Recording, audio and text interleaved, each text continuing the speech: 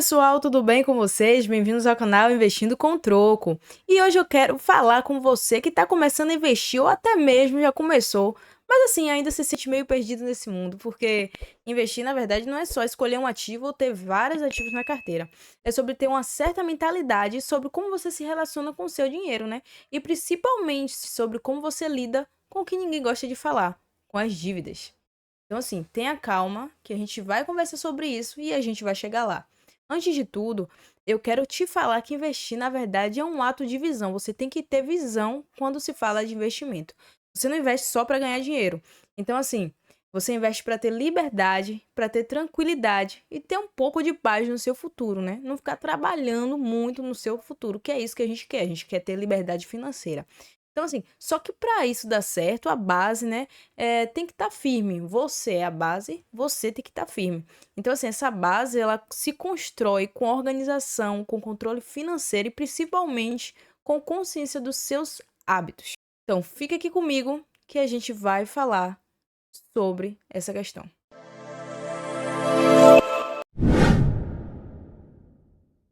Quem começa a estudar sobre investimento logo aprende que o primeiro passo não é abrir uma conta em uma corretora e sair comprando ações, fundos imobiliários, outras coisas aí no meio dos investimentos. O primeiro passo é mudar, né, a forma de pensar sobre o dinheiro. Então, assim, no livro que eu tô lendo do Pai Rico, Pai Pobre, do autor Robert, né?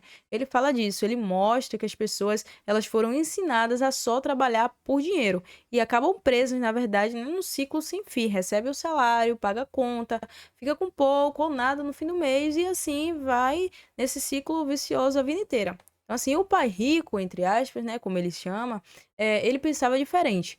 Ele ensinava o filho a fazer o dinheiro, trabalhar para ele, e assim ele não fazia o contrário, entendeu? Ele ensinava o seu filho a fazer o dinheiro, trabalhar para ele, e não o contrário disso. Então, assim, para isso ele mostrava como usar o conhecimento financeiro como uma ferramenta para crescer e não apenas para sobreviver nesse ciclo de trabalha, paga conta, acabou o dinheiro, trabalha, paga conta, acabou o dinheiro. Então, assim, é aí que entra uma parte que pode parecer polêmica para muita gente, que fala que os ricos, eles sabem usar as dívidas a favor deles, entende? Então, assim, eles aprendem a distinguir entre uma dívida boa e uma dívida ruim. E é isso o divisor de águas nesse assunto, entendeu? E aí, pessoal, como eu já falei, a gente precisa ter uma base, a base da organização, do controle financeiro e da consciência dos hábitos que a gente tem. E aí, quando a gente olha a realidade de muita gente, é totalmente diferente disso que eu falei. Muita gente não consegue nem pensar em investir porque está o tempo todo tentando apagar incêndio. A dívida consome tudo, consome o salário entra e sai, e as parcelas do cartão tá lá para pagar, tem o empréstimo, tem o rotativo, tudo acumulado, entendeu? E assim, não é só o dinheiro que vai embora. Na verdade, até a saúde, o emocional da pessoa vai embora também. Porque imagine uma pessoa toda endividada, o emocional vai estar bom? Não vai estar bom. Então, assim, quem já ficou com o nome sujo sabe o peso que isso tem. O peso de não ter o crédito para, sabe, comprar tranquilamente, com consciência em qualquer lugar. Entendeu? Assim, um medo, aqui fica aquele medo de ligação, de atender o telefone, aquela vergonha do banco cobrando todo mês a dívida, fica aquela ansiedade no final do mês e a dívida descontrolada, ela vira um fardo que afeta tudo, afeta o casamento, afeta a autoestima, afeta o sono e afeta até a saúde física da pessoa. Entendeu? E o pior é que às vezes a dívida ela nem foi feita por luxo, às vezes foi feita por precisão e por necessidade, falta de reserva, os imprevistos, o desemprego e de repente, puf, a pessoa entra num ciclo tão pesado que não consegue mais sair da dívida. Mas olha, eu vou te falar, tem um ponto, né, que muita gente esquece de ver. Nem toda dívida é desse tipo, nem toda dívida dá aquele aperto na gente. Existe um outro lado da moeda que nós que investimos também precisamos entender. Existe uma dívida que ela é estratégica, aquela dívida que é planejada, a dívida que não tira o seu dinheiro do seu bolso, mas que pode até colocar dinheiro no seu bolso. E é aí que a gente, na nossa cabecinha, começa a virar a chave nesse pensamento sobre as dívidas. Assim, no livro Pai Rico, Pai Pobre, o autor, né, o Robert, ele fala muito sobre isso. Ele explica que o problema não é a dívida em si, mas o que você faz com a dívida que você tem. Então, assim, ele divide as dívidas entre dívidas ruins e dívidas boas, né? Então, assim, a dívida ruim é aquela que você faz para manter um estilo de vida que você não pode bancar. É emocional, é uma dívida que ela é impulsiva, é uma dívida onde você compra o que não precisa com dinheiro que não tem para agradar a gente que nem liga para você, entendeu? Então, assim, já a dívida boa, ela é completamente diferente. É quando você pega um dinheiro emprestado de uma forma, de certo modo, estratégico para investir em algo que vai te dar retorno no seu futuro, algo que vai colocar dinheiro no seu bolso e não vai tirar o dinheiro do seu bolso. Eu espero que você esteja entendendo, né, esse raciocínio aí. Se você não entendeu, você vai entender um pouco aí mais pra frente no nosso bate-papo aqui nesse vídeo. Eu vou te dar um exemplo, assim, financiar um imóvel e alugar. Se o aluguel, né, cobre, assim, a parcela e ainda sobra o valor, sabe? Daquele imóvel que você financiou, você está construindo um patrimônio com o dinheiro dos outros, entendeu? Vê se você consegue captar.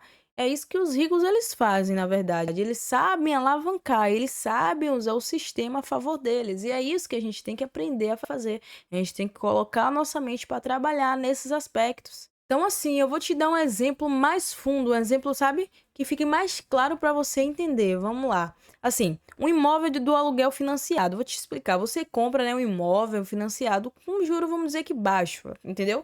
O valor precisa, vamos dizer que o valor da parcela é de R$ 800. Você aluga por R$ 1.200, entendeu? E além, sabe, do inquilino que tá pagando teu imóvel, ele tá pagando para você, porque se a tua parcela é R$ 800, você está cobrando 1.200, ainda vai sobrar o valor de R$ 400 para você por mês. Então, assim, com o tempo, esse imóvel, ele vai ser seu, sem você estar morando, mas tá lá alugado, com alguém pagando ele para você, pago com o dinheiro que você alugou, o dinheiro que não saiu do teu bolso, entendeu? Eu acho que você consegue captar um pouco isso aí na sua mente, né? Então, eu vou te dar outro exemplo para você ficar ligado. Você ficar ligado e entender mais sobre essa questão da dívida boa e da dívida ruim.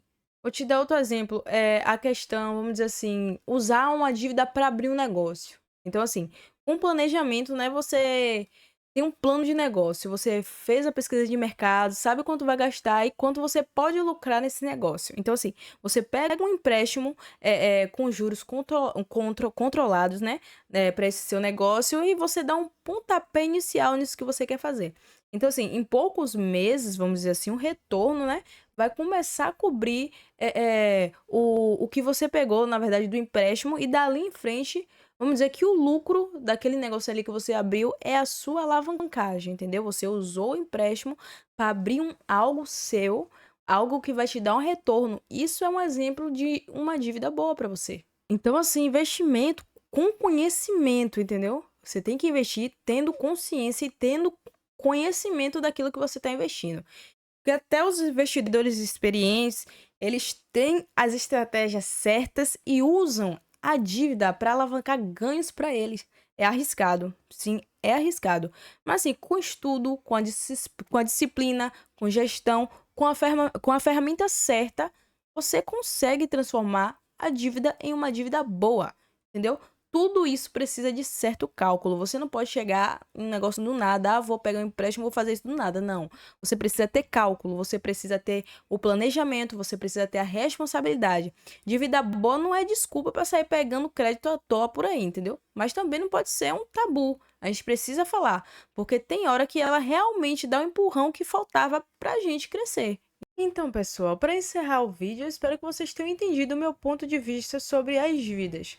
Porque assim, a grande virada é entender que não é sobre ter medo da dívida em si, é sobre entender o que ela significa, qual é o propósito dela na sua vida, entendeu? Porque sim, a dívida descontrolada, ela destrói a vida de uma pessoa, mas a dívida que é consciente, é uma dívida estratégica, uma dívida construída com inteligência financeira, com estudo, ela pode construir a minha, a sua liberdade financeira. Você que decide se quer viver escravo da dívida ou se você quer usar ela como uma ferramenta de escape para conquistar mais e conquistar a sua liberdade financeira. Agora aí, me conta aí nos comentários se você já tinha pensado na dívida por esse lado, entendeu? E se você já fez uma dívida boa ou se ainda está tentando se livrar de alguma dívida ruim, comenta aqui, compartilha esse vídeo com quem precisa entender e saber que também existe dívidas boas. E lembre-se, conhecimento financeiro transforma as vidas. Muito obrigado por assistir esse vídeo até o final. Beijos e até a próxima.